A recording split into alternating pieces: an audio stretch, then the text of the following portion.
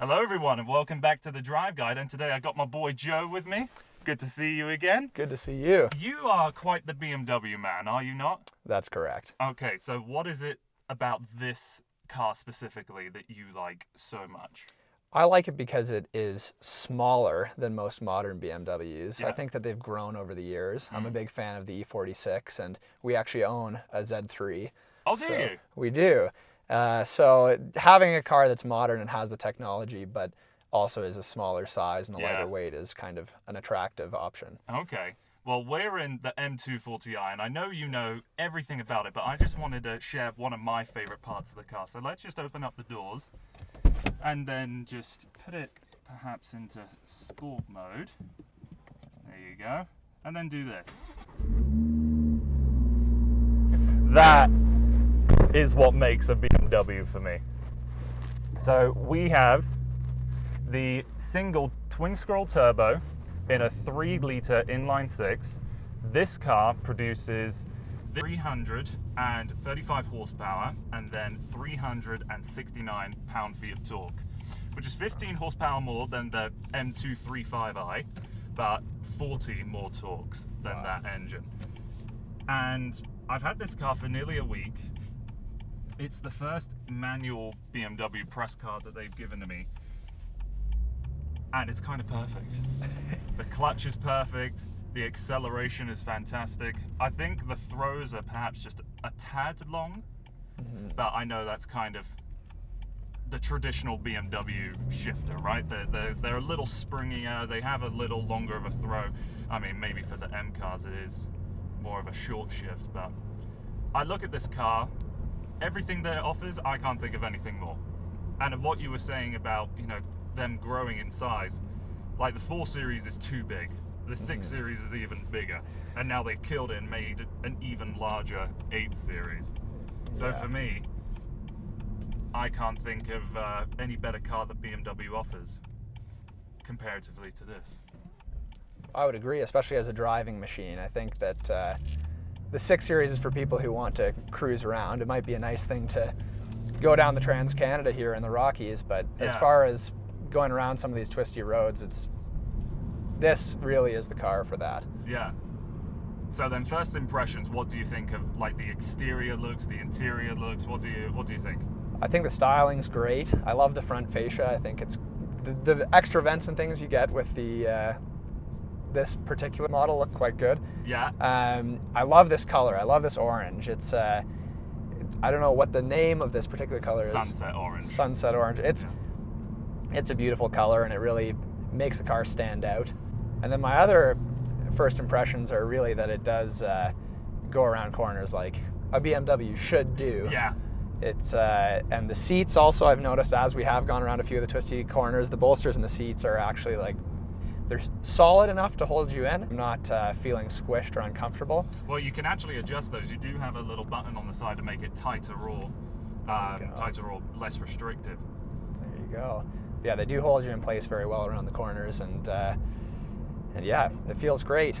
One of the interesting things I find with this car is that it doesn't currently have, I think, a true competitor. Because you think of any kind of entry-level compact car, we're thinking, you know, maybe like an Audi A3, a Mercedes CLA. Both of those are 4 doors. And I think the closest competitor to this would be like an ATS-V with the 3.6 litre V6, but that is a 4 Series size. So I look at this car as having no true direct competitor. What do you think about that?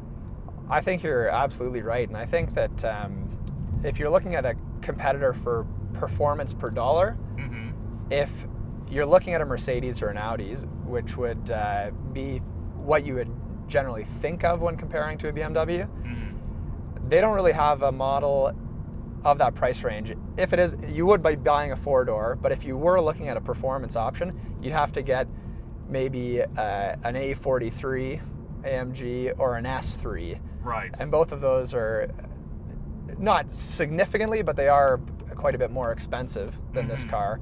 And I don't think that they necessarily have, an in-between, because I think the M2 would be a better comparison to Yes. an A43 or an S3. Yeah. So it's in a sweet spot. And what do really. you think of this whole like middle ground that all these manufacturers are now doing? How we have M Performance and we've had Audi S models for a while, and now we are getting like the 43 AMGs for the C-Class, the E-Class, all that kind of stuff. What do you think about that? I think it's a nice spot for accessibility for Mm-hmm. consumers, because if you're going to go all the way and buy an M2, an M3, or an RS Audi, or a C63, or even a 55 AMG in any of their models, those are a significant jump in price range, and you're also getting all these other drivability things, and they're more of a collector's car, so Yeah. you're going to be more worried about putting a lot of mileage on them. And also there's all these things, like many of them have carbon fiber lips that you're going to have to worry about bashing off of curbs, and Yeah. and it's just a different area, whereas I think this is still a daily drivable car, much more in that sense, but you get much more performance than you would from a base model. Because this car actually has the $1,500 M Performance exhaust. Oh, So yeah. we'll find some cars to sort of rev up beside, because that's where the yobbishness lives when you're going through town and sounding like a maniac doing what is the red line of this car? 7,000 RPM as you coast down to a red light. Yeah. But at the stop sign here, I'm going to give you just a quick understanding of what kind of speed we're talking about with this car. Because another interesting thing about the manual is one thing that you can't get with the automatic is it lowers the ride height slightly. It's actually about 10 millimeters lower. And this is kind of what it sounds like. Let's do like a rolling 20 to 50. Like that. Wowee. Yeah, it's definitely got the torque, like you say. Yeah. The extra torque on a 235, it'd be something you'd notice and that you'd probably be happy you spent the money on. Oh yeah. And then I'd also be interested to get your idea. You said that you drove an E46 M3 recently. Mm-hmm. I've always valued the steering feel in a BMW. Yes. Does this compare? Do you feel like it's, on par with older BMW models? Well, the thing is with this steering is that it's a variable steering rack. Yeah. And from time to time, things don't seem to match up as you'd expect. So like kind of going through, as the wheel is kind of turned here, like at a 90-degree angle, the steering feel, what's this guy doing? The steering feel just feels a little strange past this point. It's inconsistent, whilst with something like that E46, the good old days of power steering, it's the same no matter what you're doing with the wheel, no matter what speed you're going. Yeah. And this does a very good job. The inconsistency, like 10%, 20% of the time, I think, oh, that felt a little weird. But all in all, if you got in this car and drove and complained about steering feel, I feel like you're just trying to find something to complain about. And then the last kind of question I want to ask you is, what do you think of this? Auto rev matching. So What's your opinion on that? I think for track use, it would be incredible. Yeah. When you have big downshifts under heavy braking, it would be really good, because you might, if that's not something you've been doing in everyday driving, you might not know quite how far you're going to have to rev match to catch the next gear. So I think it'd be good for that. But my question is, can you defeat it? The only way I know how to defeat it is to turn off the traction control, and you can do that separately by being in any mode or going into Sport Plus. I mean, for kind of putting along town, you don't really need traction control because you're not going crazy. So that's the only way to really defeat it. Yeah, so I think that would be something that not everybody who buys this car would really worry about. For me personally, I would probably want to do that just because I enjoy rev matching on a downshift and getting the satisfaction of doing it yourself. Yeah. But I think it really does have its place, and it's a great feature to have, especially, like I say, on track driving. Well, I feel as though the greatest benefit to it in regular day-to-day driving, if you aren't an expert at rev matching, and I definitely can't say that I am. I feel like there's very few cars that I can get it perfectly. The benefit of all of it to me is it just makes your day-to-day driving smoother.